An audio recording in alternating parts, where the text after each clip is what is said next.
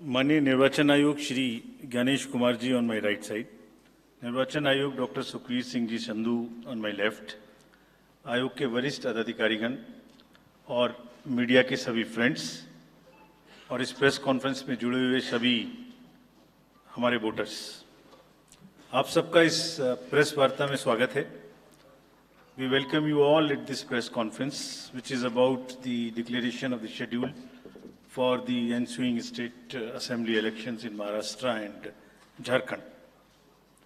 Friends, मैं इस वार्ता को शुरू करने से पहले चुनाव आयोग की तरफ से और आपके माध्यम से सर्वप्रथम हरियाणा और जम्मू कश्मीर के सभी मतदाताओं को, वोटर्स को चुनाव में बहुत ही सशक्त दमदार पार्टिसिपेशन के लिए मुबारकबाद देना चाहता हूं, धन्यवाद करना चाहता हूं। जम्मू कश्मीर की आवाम ने जमहूरियत के जश्न को ऐतिहासिक बना दिया।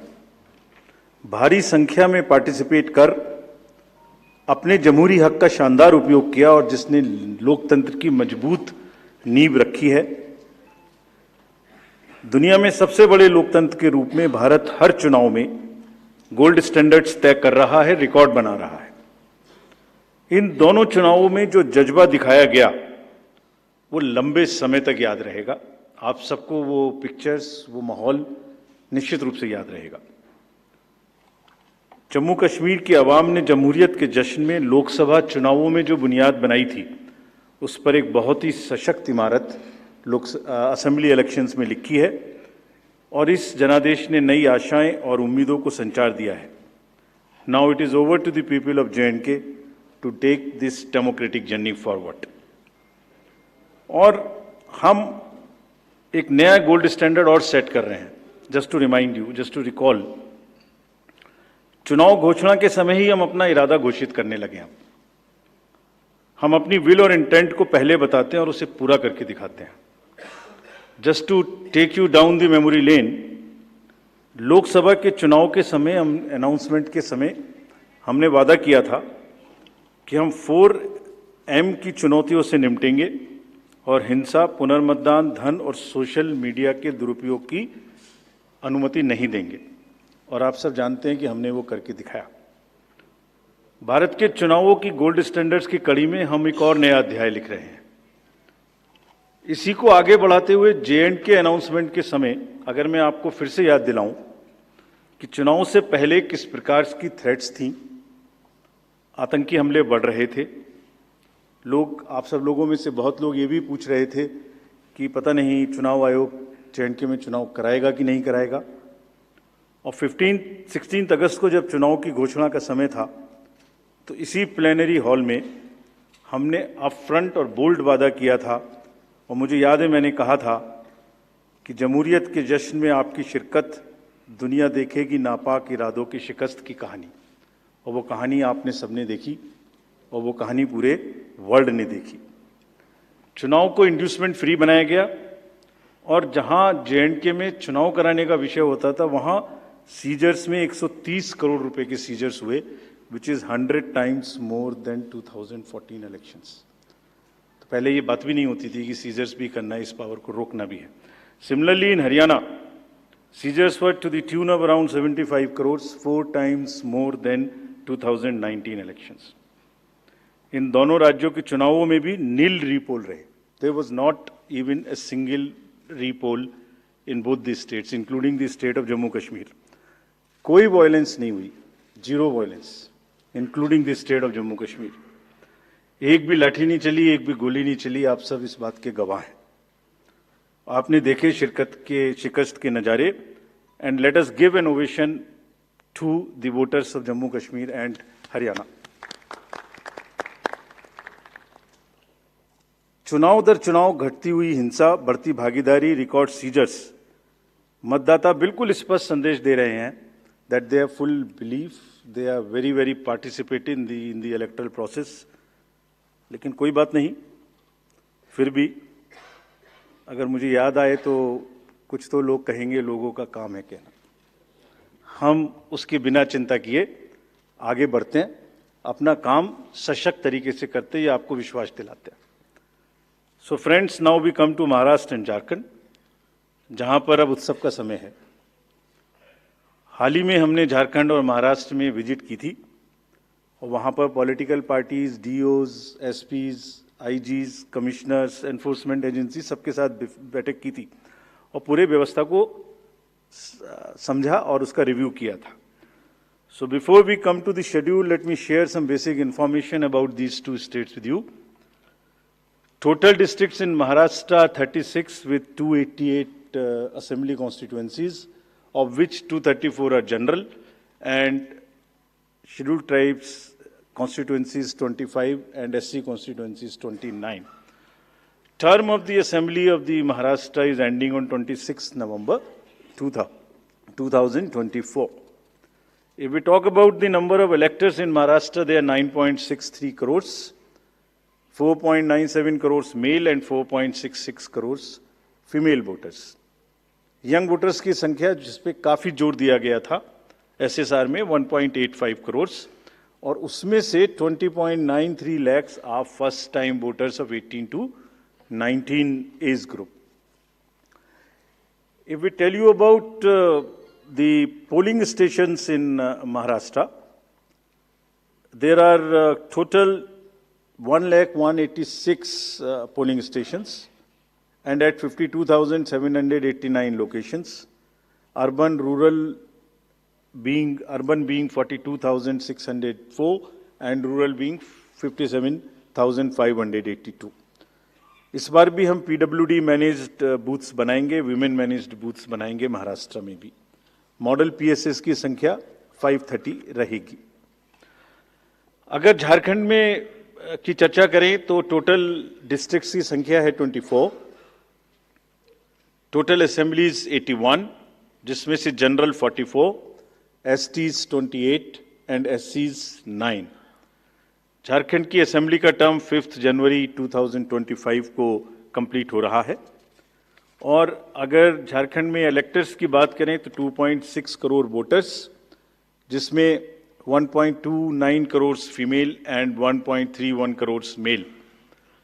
First time voters between 18 to 19 years are 11.84 lakh and 66.84 young voters in Jharkhand also. In the number of centenarian voters is 1,706 and 3.67 lakhs PWD voters plus 1.14 lakh voters are of the age of 85 and plus in Jharkhand. If I give you an overview of polling stations in Jharkhand, पूरे polling stations की संख्या होगी 29,562 और जो कि 20,221 locations पर फैले हुए होंगे. अर्बन संख्या वहाँ कम है 5,042 और रूरल परिवेश ज़्यादा है, इसलिए रूरल बूथ्स की संख्या होगी 24,520. यहाँ पर भी women managed booths, youth managed booth, PWD managed booths बनाए जाएंगे. एवरेज वोटर्स की संख्या पर booth is 881. Particularly vulnerable tribal groups पे जैसे मैंने पहले भी आपसे चर्चा की है, कमीशन का उनको एनरोल करने के लिए, उनको एम्पावर करने के लिए बहुत एम्फेसिस है. महाराष्ट्र में 3 PVTGs हैं, कटकरी, कोलम एंड मारियागौंड, और झारखंड में 8 पर्टिकुलरली वल्नरेबल ट्राइबल ग्रुप्स हैं जिनकी आबादी 1.78 लाख है.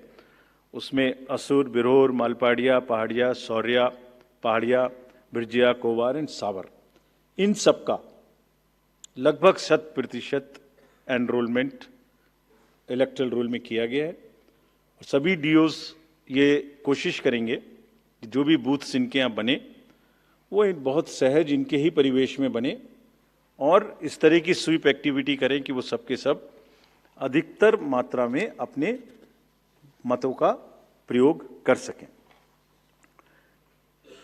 मैं फिर से रिपीट करना चाहता हूं कि सभी पोलिंग स्टेशंस पे एश्योर्ड मिनिमम फैसिलिटीज होंगी. पिछली बार मुंबई शहर से कुछ ऐसी इंफॉर्मेशन या शिकायतें आई थी कि वहां पर कुछ बूथ्स पे ज़्यादा पोलिंग स्टेशंस एक जगह होने की वजह से प्रॉब्लम थी. इस बार हमने रिव्यू में बहुत ही सख्त हिदायतें दी हैं, उनको रिव्यू किया है, रेशनलाइज किया गया है पोलिंग स्टेशंस को. तो हम उम्मीद करते हैं DOs विल वर्क और वहाँ इस बार म्युनिसिपल कमिश्नर मुंबई को डीओ भी घोषित किया गया है ताकि जितने रिसोर्सेज उनके पास हैं उन सबको वो उसमें इस्तेमाल कर सकें। एक और व्यवस्था की गई है जो हम पीछे से कोशिश कर रहे थे, अब हमने उसकी इंस्ट्रक्शंस भी इशू कर दिए हैं कि पोलिंग लाइन जब लगती है तो उसमें लाइन के बीच में भी थोड़ी कुर्सियां या बेंच लगाएं, ताकि अगर आधा घंटा लग रहा है तो बीच बीच में कहीं ना कहीं 5-7-10 मिनट के बाद आप 2-3 मिनट के लिए बैठ जाएं तो थोड़ा अच्छा लगता है, मतलब थकान थोड़ी कम महसूस होती है, खासतौर से बुजुर्ग लोगों को। तो ये व्यवस्था भी सब पोलिंग स्टेशंस पे रहेगी। Friends, if I come to the next, ease of voting for senior citizens, PWDs, this will be followed. You have all the experience of the pan-India coverage of facilities for the persons with disabilities and senior citizens. Her senior citizen जो 85 years से ऊपर हैं, उनको घर से vote देने की सुविधा उपलब्ध रहेगी। फॉर्म 12D वितरित किए जाएंगे सबको, और जो भी उसको भर के देते हैं उनके पास में हमारी टीम वोट लेने जाएगी और जाने के समय में सभी कैंडिडेट्स को लिखित में उस रूट चार्ट का और उस जगह की सूचना देगी ताकि वो साथ में एकम्पनी कर सकें और उनको ऐसा महसूस ना हो कि किसी के घर पर किसी ने प्राइवेसी ऑफ द वोट को नहीं मेंटेन किया। They are entitled, they are welcome to participate and go along with the polling parties to the houses of the senior citizens and PWDs. और पूरी जो व्यवस्था है उसकी videography of course goes without saying will be done so that there is a foolproof record. वैसे भी पूरे चुनाव में आप जानते हैं कि कोई भी प्रक्रिया ऐसी नहीं है जिसमें वीडियोग्राफी ना होती हो, जिसका रिकॉर्ड ना रखा हो, सो दैट जहां पर कैंडिडेट्स पार्टिसिपेट ना करते हो और जहां पर वीडियोग्राफी ना होती हो। So every process of this can always be checked and seen. जैसे क्रिकेट में एक्शन रिप्ले होता है, तो अगर वहां गेम के समय एक्शन रिप्ले नहीं हो सकता तो बाद में हर जगह हर प्रोसेस की वीडियोग्राफी को देखा जा सकता है। इसी प्रकार से जो नेक्स्ट अगर मैं आपको बताऊं तो जो टेक्नोलॉजी है उसका हम फिर से बहुत यूज करेंगे। वोटर हेल्पलाइन ऐप में सभी वोटर्स अपनी सारी डिटेल्स देख सकते हैं, वो कहाँ मतदाता सूची में कहाँ नाम है, कहाँ फैमिली टुगेदर है, कहाँ उनको पोलिंग स्टेशन है, वो सब चीज़ देख सकते हैं। CVIGIL of course we have been very enthused. जैसे लास्ट पार्लियामेंट्री इलेक्शन में हमारे 10,000 करोड़ के सीजर्स हुए, जैसे मैंने अभी बताया J&K एंड हरियाणा में भी रिकॉर्ड सीजर हुए। We are sure that in Jharkhand and Maharashtra also the voters enlightened voters will inform us on C-Vigil about any malpractice which they notice in their area, and we will reach there in 90 minutes to handle it. सभी candidates जिनकी criminal background है उन्हें अपनी सूचना देनी पड़ेगी 3 बार papers में, और सभी voters as a matter of right can see on our app which is KYC Know Your Candidate.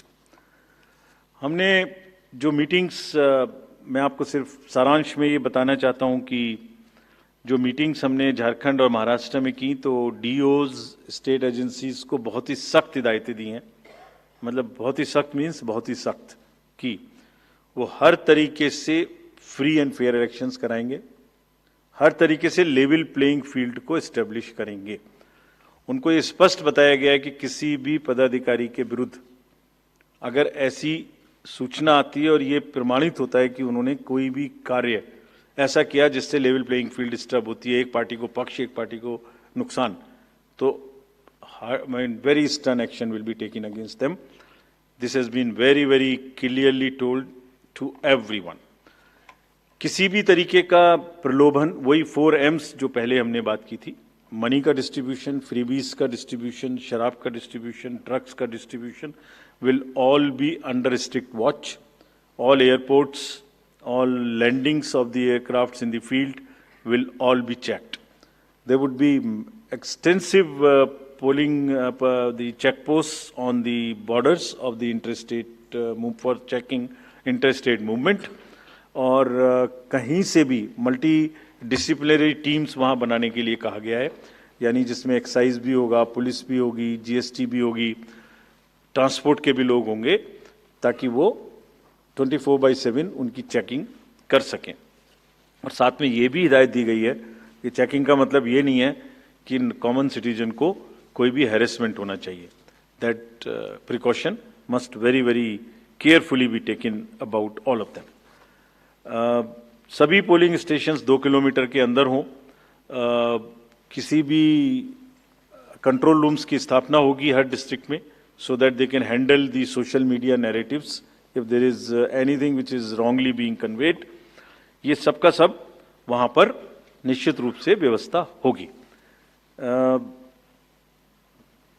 सारांश में, if I summarize everything before coming to schedule, I would like to say that चुनाव लोकतंत्र का ऐसा त्योहार है और ऐसा उत्सव और पर्व है जिसमें सभी वोटर्स की भागीदारी बिल्कुल आवश्यक है, वांछनीय है, आवश्यक है, रिक्वेस्टेड है। We appeal to everyone to come and vote in large numbers in these elections also. साथ ही सभी राजनीतिक दल, सभी कैंडिडेट्स से भी अनुरोध है कि पूरे नियमों का पालन करते हुए कैंपेनिंग के दौरान निर्भय होकर कैंपेनिंग करें। लेवल प्लेइंग फील्ड एस्टेब्लिश करना हमारा काम है, लेकिन उसको वायलेट ना हो, उसमें कोई एक्सेसेस ना हो, ये उनका भी काम है। Now I come to the schedule for Maharashtra. This will be in single phase. The notifications, date of notifications are in front of you. 22nd October would be date of notification. Last date of making nomination would be 29th October. Scrutiny on 30th October. And last date for withdrawal 4th, and date of poll in Maharashtra would be 20th 11. Counting would be on 23rd 11/24, and you will notice that date of poll is Wednesday. This is deliberately, which lot of scheduling, whatever goes into scheduling, we have tried that it is midday so that issue of urban apathy is handled. And in case of urban apathy, we are really very concerned. We want to make appeal through you to all our esteemed voters in the urban areas to please come and vote. It's not a healthy trend which is reflected. If I give you a brief of what is happening across the elections in the urban apathy, we will share this slide with you. If you look at various states, you look at Gurgaon, you look at Faridabad recently. Last elections, you look at Jubilee Hills, Hyderabad. You look at Bangalore South. You look at Gujarat, Gandhigram, Kolaba, Mumbai City, Pune, Thane, all are much below the state averages of each state. We will be conducting a special meeting of the municipal commissioners and DOs within a week's time to appeal again to do whatever we can do to motivate the voters in the urban areas, but the trends are really not good. If I show you the Lok Sabha, that was the Lok Sabha. If I show you legislative assemblies, see the lowest. The Kolaba was just 40%. 62 of 64 urban ACs in Maharashtra were less than the state average in 2019. So was the case in the parliamentary elections 2024 also. And just to give you a contrast, if you compare, so what was the situation in Lok Sabha in Kalyan was 50%, Mumbai South 50%, Mumbai North, Thane, Pune, Mumbai South, everything 53%. And these were the lowest 6 parliamentary constituencies out of the lowest 10. So that's the state of the urban apathy. We would be doing everything to counter it. Last time in 24 elections, we had all celebrities, all corporates, Amul, everyone involved. We'll do it again. And we'll also, at this point, emphasize that this contrasts with a very positive trend in the constituencies like Doda, 72%, Riyasi, 74%, Punch, 74%, Rajouri, 71%. If they can go 70 plus, Kulaba can also go 40 plus. In 24 Lok Sabha elections, Bastar was 68%, 69%. Gadchiroli, Manipur, states after state, tough areas. So we'll be requesting through you, we'll have a special drive this time for the slum areas in urban areas and also the colonies, all alike, to have a real urban push. I do not want to name a specific thing, but there are booths in Faridabad and Gurgaon in the recently held elections, and they are the poshest places where voting has been around 20%.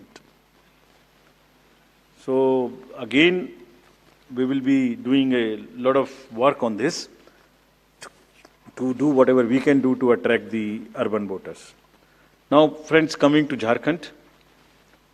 Jharkhand एक बहुत ही समृद्ध state है, बहुत ही उसकी विरासत है, और वहाँ पर हम फिर से अपील करेंगे कि सब वोटर्स अधिक से अधिक मात्रा में वोट दें.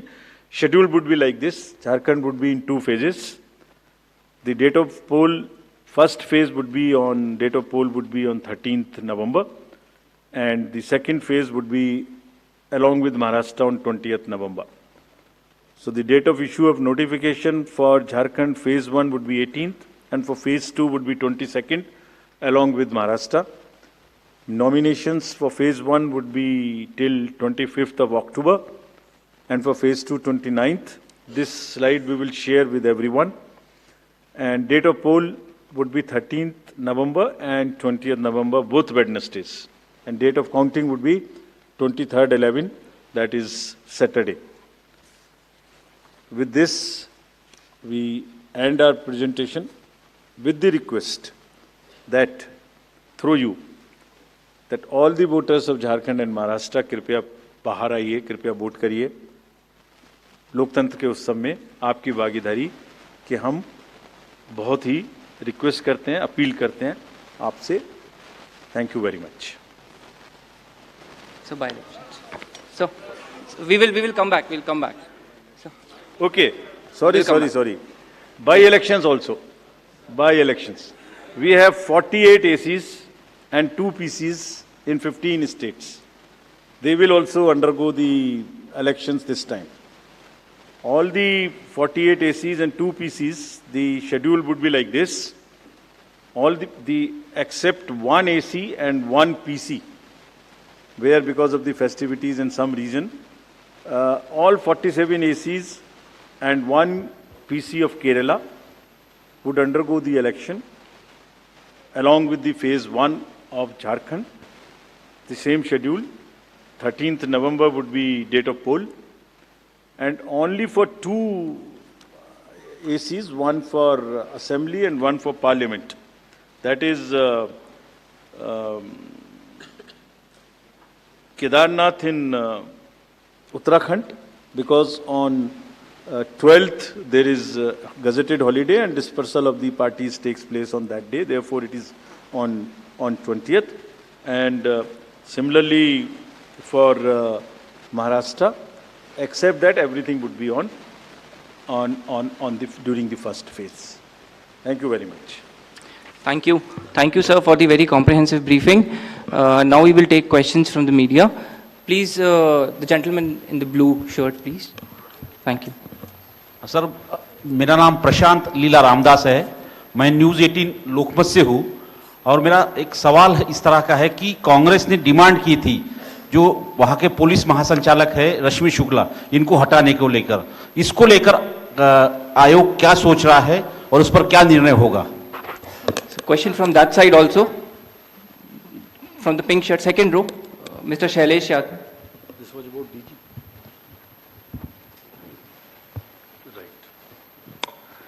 सर अभी सर मैं शैलेश यादव ANI से. अभी हाल ही में चुनाव संपन्न हुए हैं जम्मू कश्मीर और हरियाणा में, और लोकसभा इलेक्शन के बाद देखा गया है कि एग्जिट पोल जो हैं एकदम उल्टे रहे हैं या जो है एकदम गलत साबित हुए हैं. और इसको लेके पब्लिक में सवाल ये उठता है कि एग्जिट पोल में तो सरकार इनकी बन रही है और नतीजा उल्टा है, उस पर ईवीएम पे सवाल उठाए जाते हैं, जिसकी शिकायत आपसे कुछ पार्टियों ने करी थी, जिनका एग्जिट पोल में ये था कि सरकार बन रही है और जब ईवीएम का रिजल्ट आया तो सरकार बदल गई। तो इस तरह के एग्जिट पोल को लेके आपका क्या कहना है, क्योंकि सवाल जब उठते हैं तो आपकी तरफ से जो है बाहर नहीं आता है कि क्या इलेक्शन कमीशन सोच रहा है इस पे? Last row, madam was raising the hand. Please. Yes. So just wanted a clarification for the assembly constituencies and parliamentary constituency by polls. So it's Wayanad and Nanded, the two parliamentary constituencies voting, right? Yes. Yes, yes. There is a EP. There is a EP pending. Yeah. Gentleman in the, yes, please. Sir I am Sandeep Rajgolkar from TV9 Marathi. मेरा सवाल ये है, जो अभी जो सरकार में जो पॉलिटिकल पार्टीज है उनको अब मिले, अपोजिशन को भी मिले, उन्होंने मांग की थी, जो पार्टी अभी सरकार में है उन्होंने मांग की थी कि एक फेज में ही वोटिंग हो, और अपोजिशन ने तब टीका पर की थी उन पर कि 2 या 3 फेज में होना चाहिए। तो उनकी मांग थी इसलिए किया क्योंकि छोटा हो के भी झारखंड में वहां पे 2 फेज है और महाराष्ट्र में 1 ही फेज है। We have gentleman in the first row, please. Good evening sir. सामने सर। मोहित दुबे, न्यूज नेशन से हूं सर मैं। मेरा सवाल ये है कि ईवीएम को लेके पहले भी आपने बयान दिया है, लेकिन एक बार फिर से ईवीएम को लेके शिकायतें विपक्षी दलों ने हरियाणा को लेके की है, बैटरी को लेके शिकायत की गई है। तो आप हमेशा ये कहते रहे कि निष्पक्षता के साथ हम चुनाव करवाते रहे, तो ऐसे लोगों को आप क्या जवाब देंगे, ऐसे लोगों को आप क्या कहेंगे जो ईवीएम को लेके आपसे शिकायत करते हैं और इस बार बैटरी को लेके शिकायत की गई है? तो पहले इतने प्रश्न जवाब दे देता हूँ। पहला प्रश्न था डीजी महाराष्ट्र के बारे में। सो DG's appointment in any state is governed by the procedure where the name of the senior most officers are sent to the UPSC. UPSC selects the person, and there is a Honorable Supreme Court decision on this in Prakash Singh's case. The entire issue of this will be handled as per the legal pronouncements governing the subject. This name has been cleared by UPSC, but however, exactly what has been dictated, what has been ordered in this Honorable Supreme Court's order, this case will be handled according to that. Somebody asked about 2 phases in Jharkhand and 1 phase in Maharashtra. Do you remember how many phases were in Jharkhand last time? 5. And now you are asking about 2 also. There are factors in Jharkhand which are about the Naxal areas and others. There are concerns, therefore there are 2, and Maharashtra was 1, which is 1. Exit polls.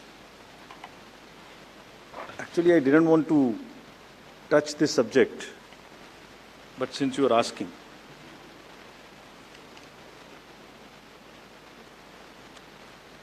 Exit polls के आने की वजह से,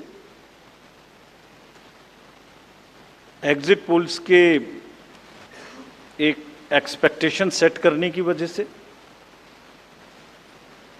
एक बहुत बड़ा, let me explain, एक बहुत बड़ा डिस्टॉर्शन पैदा हो रहा है। ये आप सब लोग यहाँ हैं, ये एक आत्मचिंतन का और आत्ममंथन का भी विषय है प्रेस के लिए, खासतौर से इलेक्ट्रॉनिक मीडिया के लिए।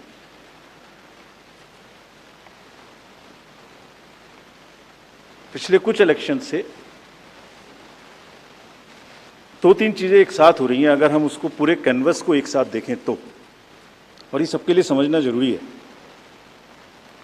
पहले एक एग्जिट पोल आता है जिसकी हम उसको गवर्न नहीं करते, जो एस्टेब्लिश्ड रिजीम है, स्टैट्यूटरी एंड जुडिशियल रिजीम, उसमें हम उसको गवर्न नहीं करते।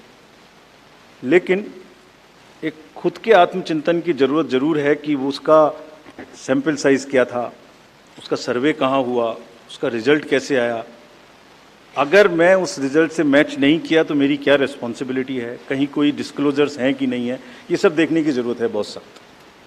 There are bodies which govern this. There is NBSA, there are other bodies which self-regulate, and I am sure the time has come that the associations, bodies which govern will do some self-regulation. Because इसी से जुड़ा हुआ दूसरा विषय है जो कि बहुत ही इम्पोर्टेंट है. जिस दिन पोलिंग खत्म हुई उससे रफली थर्ड डे काउंटिंग होती है. तो आज शाम को 6 बजे से एक एक्सपेक्टेशन राइज हुई. सबने सोचा ये होने वाला है, जिसका कोई साइंटिफिक आधार, जिसका कोई लीक पब्लिक में डिस्क्लोजर में नहीं है. जब काउंटिंग का समय शुरू होता है तो 8:05 और 10 से रिजल्ट्स आने शुरू हो जाते हैं, विच इज नॉनसेंस. आप बताइए, मेरी पहली काउंटिंग 8:30 बजे शुरू होती है और हमारे पास प्रमाण है इस बार कि 8:05, 8:10, 8:15 पर आने लगा इतने की लीड, इतने की लीड, इतने की लीड, इतने की लीड. ऐसा तो नहीं है. I am just posing question, we are not gone into this.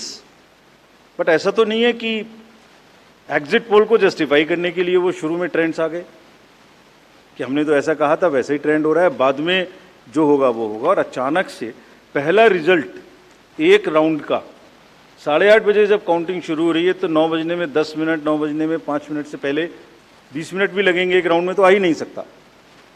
और हम उसको 9:30 बजे वेबसाइट पे डालते हैं 9:31 पे. एग्जैक्टली कभी भी देख लीजिए, एक के बाद एक. 9:30 पे हम उसको अपनी वेबसाइट पे डालते हैं, फिर 11:30 पे डालते हैं, फिर 1:30 पे डालते हैं. चलिए, आपके कोई कॉरेस्पॉन्डेंट वहाँ मौजूद थे, उन्होंने पहले बता दिया. प्रोसेस काउंटिंग में रिजल्ट को स्क्रीन पे दिखाना पड़ता है, एजेंट के साइन लेने पड़ते हैं, ऑब्जर्वर से जस्टिफाई कराना पड़ता है, तो ऑफिशियल साइट पे आने में आधा घंटा लग सकता है. लेकिन 9 बजे से 9 बजने में 10 मिनट से पहले कैसे आते हैं? और उससे क्या होता है, एक तो एक्सपेक्टेशन है एग्जिट पोल्स की, उसके बाद 8:45 बजे तक मैंने दिखा दिया उसी के मापदंड से कि वो लीड कर रहे हैं लोग. तो वास्तविक रूप से जब वो एक्चुअल रिजल्ट्स आने शुरू होते हैं तो एक मिसमैच होता है.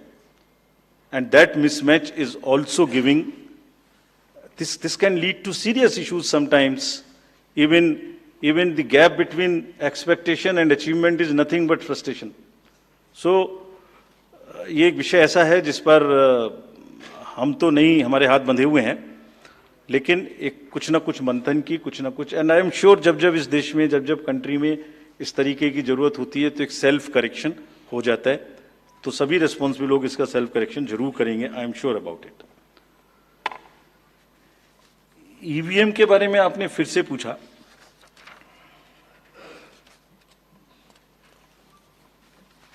बहुत बार मैं बता चुका हूं आपको, थोड़ा समय लगेगा तो फिर से बता देता हूं. 6 महीने, लगभग 5-6 महीने फर्स्ट एफएलसी शुरू होती है ईवीएम की. मैं 2 बात बता रहा हूं, बस मोटी सी 2 बात, बाकी सब आपको मालूम है. वो टेम्पर नहीं हो सकती, उसमें कोई कनेक्शन नहीं हो सकता. अभी लोग पूछते हैं जब पेजर से उड़ा देते हैं तो ईवीएम को कैसे हैक नहीं कर सकते, ये भी पूछते हैं. जब कोई किसी कंट्री में पेजर से उड़ा दिया तो ईवीएम हैक हो जाएगी. अरे भाई, पेजर कनेक्टेड होता है, ईवीएम कनेक्टेड नहीं होती.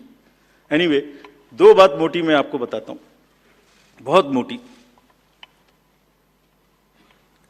5-6 महीने पहले एफएलसी होती है, first level checking of the EVMs. और मेरे पास में एक पूरा रिकॉर्ड है. ये हम जो भी ईवीएम की शिकायतें बाय द वे आई हैं, वो हमारे पास 20 शिकायतें आई हैं. हर 20 शिकायत का हम इंडिविजुअल जवाब देंगे, फैक्ट बाय फैक्ट. तो इसमें कोई डाउट नहीं है. We will convey to each candidate to assure, this is our duty. Actually हमारी ड्यूटी है कि अगर कैंडिडेट ये पूछ रहे हैं कि आप बताइए, तो हम उन्हें बताएंगे, निश्चित रूप से बताएंगे, लिख के बताएंगे, पूरा डिटेल्ड बताएंगे और जल्दी ही बताएंगे. तो I am not going into individual cases, और उन सबको पब्लिश भी कर देंगे ताकि आप सबको भी पता लग जाए. But first level checking, randomization, second randomization, storage में रखना, स्टोरेज से बाहर निकालना, कमीशनिंग करना, कमीशनिंग के बाद वापिस स्टोरेज में रखना, फिर उसको पोलिंग डिस्पर्सल के दिन ले जाना, फिर उसको बूथ पे पहुंचाना, बूथ पे पूरा दिन वोटिंग कराना, फिर सील करना, फिर वापस स्टोरेज में रखना, फिर काउंटिंग के दिन निकालना, फिर पूरे दिन दिखाना। इसमें हर समय पर पॉलिटिकल पार्टी या उस कैंडिडेट या उसका एजेंट मौजूद रहते हैं। जब मशीन में कमीशनिंग होती है उस दिन उसमें बैटरी डाली जाती है। पहले आया था, पहले और बहुत सारी चीजें आई थी कि वो हैक हो सकती है, उसका वोट इधर डाला तो इधर जा सकता है, कुछ हो सकता है। ये पहली बार आया। अब हम ये भी सोच रहे हैं कि इससे अगला क्या आएगा, हम नहीं समझ पा रहे इससे अगला क्या आएगा, बट लगता है अगला भी कुछ आएगा, रुकेगा नहीं। मतलब कितनी बार। एनीवे, कमीशनिंग बहुत जरूरी है समझना। वोटिंग से करीब 5 या 6 दिन पहले कमीशनिंग होती है। 5-6 दिन पहले उस दिन मशीन में सिंबल पड़ते हैं। तो अब मशीन में अभी तक नई बैटरी उस दिन एक डाली जाती है और सील करके उस बैटरी पे भी कैंडिडेट के एजेंट्स के दस्तखत होते हैं। छोड़िए, मशीन पे तो होंगे ही होंगे, हमें भी नहीं पता, हमने भी पता नहीं कब बनाया था ये नियम, हमारे काम आ रहा है अभी कि वो बैटरी पर भी एजेंट के दस्तखत हों। और अब कमीशनिंग के बाद, क्योंकि 5 ही दिन बचे हैं और इसमें सिंबल लोड हो चुके हैं, ये उनके सामने में स्ट्रांग रूम में जाएगी, डबल लॉक लगेगा, 3 लेयर की सिक्योरिटी रहेगी, 3 लेयर की, जिसमें सीएपीएफ भी शामिल होगी, मस्ट है। ऑब्जर्वर होंगे। उसके बाद जब वो पोलिंग के डिस्ट्रीब्यूशन के दिन निकलेंगी, उस दिन फिर यही प्रोसेस होगा, सारा प्रोसेस वीडियोग्राफ होगा। यानी वीडियोग्राफ होने के बाद फिर वो फील्ड में पहुंचेंगे, सेक्टर मजिस्ट्रेट साथ में रहेंगे, फिर कैंडिडेट के एजेंट साथ में रहेंगे, फिर वहां पहुंचेगी, फिर कहेंगे भाई देख लो इसको, सब ठीक है, जो आपको नंबर दिया, हाँ, और उसके नंबर भी सबसे शेयर किए जाएंगे। इस नंबर की मशीन इस बूथ पे जाएगी। फिर जब वो बूथ पे पहुंच गई तो कहें भाई मिला लो आप, उसी नंबर की है कि नहीं है, वोट भी डाल के देख लो 50 कि ठीक है कि नहीं है। किसी ने 50 डाले, किसी ने 20 डाले, किसी ने कहा नहीं हमें ठीक है, हम नहीं डालेंगे। किसी स्टेज में किसी बूथ पर 20 कैंडिडेट हैं, किसी पर 5 कैंडिडेट हैं, किसी पर 5 ने कम वोट डाले, किसी ने ज्यादा डाले, बैटरी उसी हिसाब से यूज। फिर पूरे दिन वोटिंग हुई, तब एक एक वोट का हिसाब रखा, फिर बंद हुआ। बंद होने के समय में एंड ऑफ क्लोज ऑफ पोल में फिर से दस्तखत कराए, फिर से हिसाब लगाया कितने वोट पड़े, फिर से फॉर्म 17C दिया। उसको कितना दिखाएंगे, कौन दिखाता है इतना, बताइए। कोई एक प्रोसेस कंपैरेटिव बताइए पूरी कंट्री में जहां पब्लिक डिस्क्लोजर पार्टिसिपेशन इतना अधिक हो, कोई ये बताइए प्रोसेस। उसके बाद में बंद करने के बाद में उसको स्ट्रांग रूम में बंद किया, फिर काउंटिंग के समय निकाला तो एक बैरिकेटिंग लगाई, उस बैरिकेटिंग के बीच में से जाएंगे, इधर उधर से नहीं जाएंगे ताकि कोई मिक्सअप ना हो। अच्छा, मिक्सअप कैसे होगा, वो नंबर हमने आपको दिया हुआ है। जब काउंटिंग में पहुंचे तो फिर कहें भाई चेक कर लो, फिर 17C से चेक कर लो, round wise round this is happening.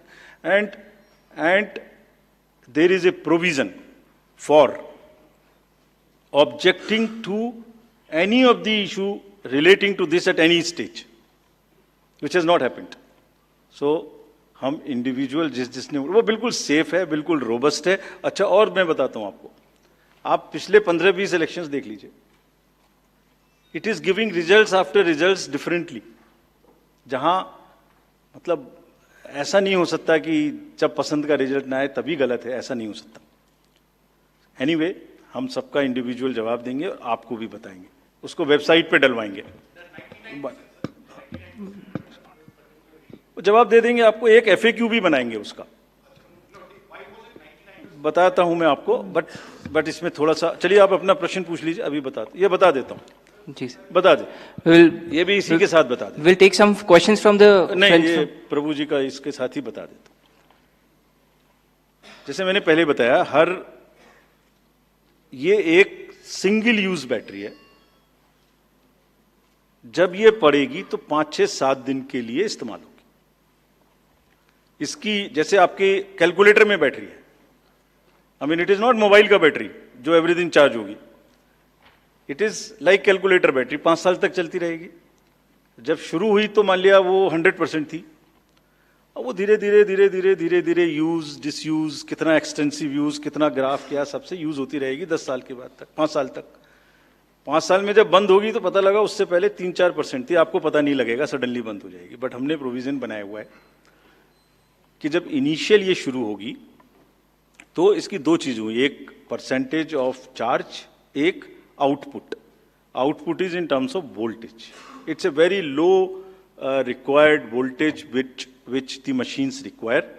So anything between 7.4 to 8 volt is considered कि ये बिल्कुल परफेक्ट स्थिति में है और इसको आप डाल सकते हैं। तो it is initially marked as that yes it is okay, go ahead, 99% it is charged. Now after commissioning के समय में भी मॉक पोल की जरूरत है, पोलिंग स्टेशन में भी मॉक पोल की जरूरत है, नंबर ऑफ कैंडिडेट्स भी अलग अलग है। सो ये एवरीथिंग कैन डिफर डिफरेंटली, और जब भी वोल्टेज 7.4 से नीचे आएगी तभी ये एक्चुअल वो दिखाना शुरू कर देगी। This is how it is designed. And अगर 5.4 या कोई परसेंटेज है उसके आस 5.8, जब 5.8 पर आएगी तो ये सिग्नल देगी, जैसे गाड़ी सिग्नल देती है येलो बटन दबा के कि अब ये बंद होने वाली है, so please replace. This is what it is. But for general, जिससे कि टेक्निकल लोग भी इसका एग्जामिन कर सकें, आप लोग भी जान सकें, हम इसका एक बिल्कुल डिटेल बना के, जितना मैंने बताया इससे भी ज्यादा विस्तार में इसको FAQ में डालेंगे। और जो भी सदस्य गणों ने, जो कंटेस्टिंग कैंडिडेट्स ने हमसे पूछा है और जो पार्टीज ने हमसे पूछा है, उनका हम बहुत इज्जत के साथ, बहुत सम्मान के साथ पूरा जवाब देंगे। और जैसे जैसे आरओज अपना अपना जवाब दे देंगे, we have asked all ROs 20 कि आप सब डॉक्यूमेंट करिए, सब बताइए कि कब कमीशनिंग हुई, सब बताइए कौन कौन साथ में था, पूरा डिटेल विस्तार बनाइए, पूरी प्रोसेस एंड टू एंड। और बनाने के बाद माननीय कैंडिडेट को आप जवाब दीजिए। दिस इज योर ड्यूटी इन लोकतंत्र। अगर कोई पूछ रहा है तो आप जवाब दें, हम उसका जवाब देंगे। और जवाब देने के बाद कंपाइल करके हम आपको भी सबको बताएंगे, इसको बताएंगे। Thank you. We will take one question from sir, media friend from Maharashtra also with us, sir. Gentleman in the third row, please. A few more last round. नमस्कार सर, मेरा नाम प्रमोद जगताप है, मैं सकाल मीडिया ग्रुप के शाम अच्छा, news. एक चीज और बता दूं, एक चीज और इसमें मैं आपको बता दूं, एक हमारा C&B का भी प्रोसीजर है, जो माइक्रो कंट्रोलर और प्रोसेसर को हम चेक कर सकते हैं। मुझे नहीं लगता कि इन 20 कॉन्स्टिट्यूएंसी से कोई भी रिक्वेस्ट C&B की आई है, कोई रिक्वेस्ट नहीं है। So anyway we will give specific replies of all this. Yes please. हाँ सर, मेरा नाम प्रमोद जगताप है, मैं सकाल मीडिया ग्रुप के शाम न्यूज चैनल से हूँ। मेरा सवाल जो है वो सिंबल को लेके, महाराष्ट्र में एनसीपी के 2 गुट होने के बाद तुतारी और ट्रम्पेट, तुतारी जो है शरद पवार की पार्टी को दे दिया, लेकिन लोकसभा चुनाव में ट्रम्पेट जो है वो भी सिंबल कोई इंडिपेंडेंट कैंडिडेट को दे दिया था। इससे ज्यादा वोट उस इंडिपेंडेंट कैंडिडेट ने लिए थे। शरद पवार के एनसीपी का ऐसा कहना है कि ये सिंबल जो है वो फ्रीज करना चाहिए। महाराष्ट्र के स्टेट इलेक्शन कमीशन ने स्थानिक स्वराज्य संस्था के जो चुनाव है उसमें वो फ्रीज किया है, लेकिन केंद्रीय चुनाव ने अभी तक उसके ऊपर कोई डिसीजन नहीं लिया। तो आप उसको लेके कोई आपकी एसओपी बनाने वाले हो, वो सिंबल अभी फ्रीज करने वाले हैं, उसके का जरा सविस्तर बताइए please. Gentleman in this side, pink. Rajiv sir, मैं आनंद कुमार सिंह हूं, न्यूज़ इंडिया न्यूज़ चैनल से। सर मेरा एक सवाल आपसे है, मैंने लोकसभा चुनाव और विधानसभा चुनाव जम्मू कश्मीर कवर किया था, तो मैंने तेलंगाना में देखा कि हिजाब को लेकर लोकसभा बीजेपी की प्रत्याशी थी, तो वो हिजाब को लेकर आइडेंटिफाई कर रही थी, जिसको लेकर विवाद हुआ था। और ऐसा ही जम्मू कश्मीर में भी हुआ, किश्तवाड़ से शगुन परिहार को उम्मीदवार थी बीजेपी की, तो वो भी हिजाब उठाकर शक्ल देखने को लेकर, आइडेंटिटी को लेकर देखना चाहते, जिसको लेकर विवाद हुआ था। दिल्ली बीजेपी ने आपको लिखा है कि इसको लेकर एक एसओपी बनाई जाए जिससे आइडेंटिटी क्लियर हो सके। तो मेरा सवाल आपसे सीधा ये है कि डेमोक्रेटिक राइट या कल्चरल राइट, आप किसको आगे रखेंगे? Yes please to the gentleman. जी सर, एक सवाल ये भी था कि आपने एक करके we will go by Anuj please. Rajiv sir, अभी जो आपने चुनावों की तारीखों का ऐलान किया है, लेकिन उसमें कुछ ऐसी सीट्स हैं विधानसभा जहां पर उपचुनाव होना था या लोकसभा, जिन पर नहीं ऐलान किया गया। वो कौन कौन? सर, यूपी की 10 सीटें थी। 10 की 10 होंगी?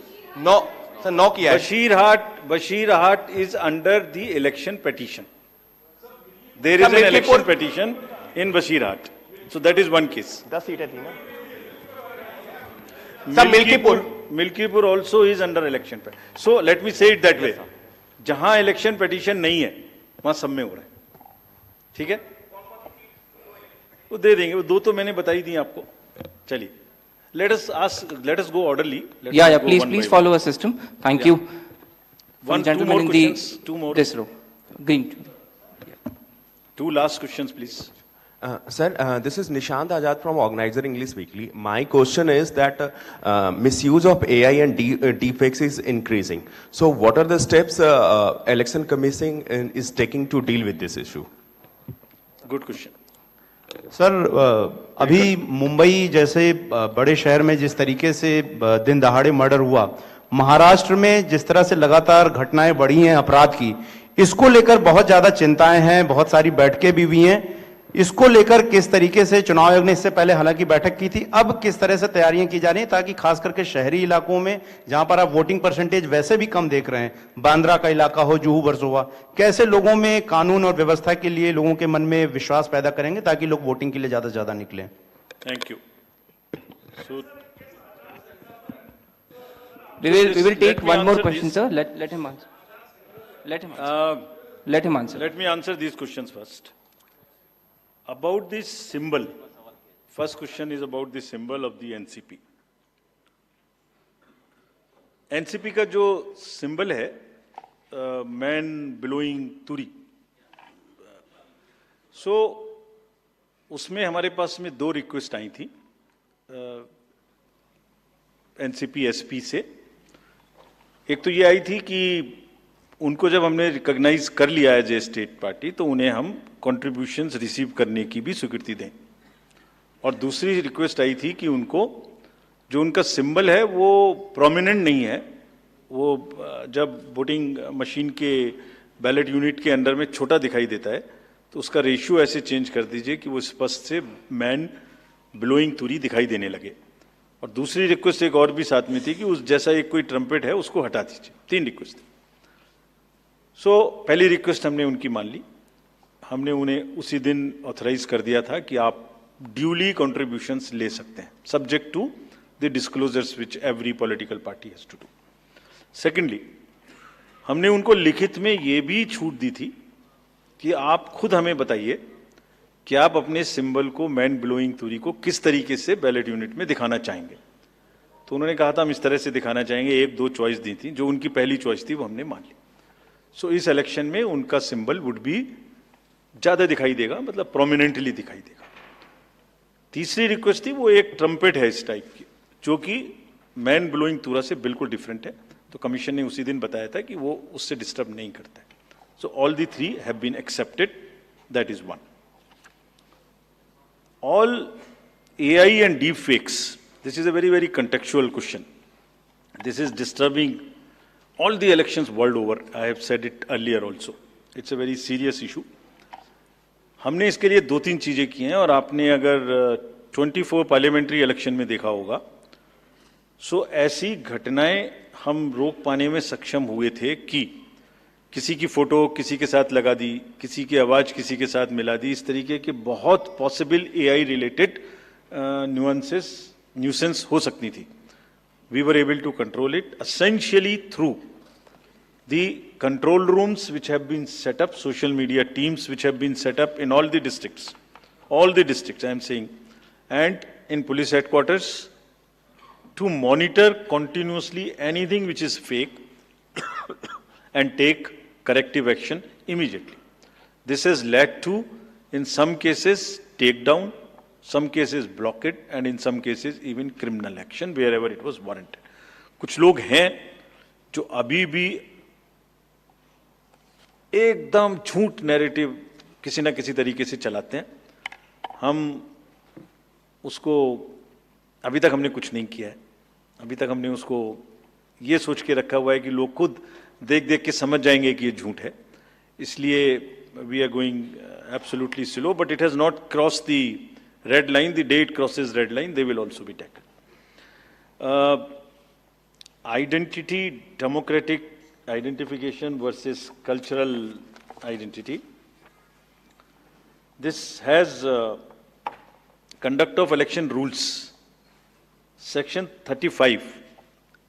Rule 35 specifically mentions about the identification of electors, and also 34 mentions about facilities for women electors. Exactly in दो प्रोविजंस के तहत आइडेंटिफिकेशन का कार्य जो कि रूल्स में प्रोवाइडेड है उसी हिसाब से किया जाएगा, but with full regard and respect to the cultural aspects of the entire issue which are prevalent in many states, which are prevalent in Rajasthan, which are prevalent in many parts of the country. That will be according to the rule position and also the fullest possible respect to the cultural milieu of that particular area. Violence in elections. We, after the MCC declaration, we will make it extremely clear to the police authorities, the state civil authorities in a particular state which you are mentioning, that violence of any kind and the crime of this nature which has a political overtones would be absolutely a no-go area for the commission. ये उनको सख्त हिदायत, हम immediately ये पहले से ही सोच के बैठे हैं कि जैसे ही हम इलेक्शन, अभी तक हमारा रूल नहीं था, जैसे ही अब ये एमसीसी लागू है, we will have a very strict view on this and we will direct everyone that किसी भी तरीके की वायलेंस और किसी भी तरीके का crime specially against any political person should not happen, should not repeat, should not happen. We have not allowed it to happen in Haryana, J&K, state after state. We are sure that it will not happen. Thank you very much. Thank you. Thank you, sir, for the comprehensive briefing. Thank you, friends, for joining us today. There's a high tea outside. Please join us.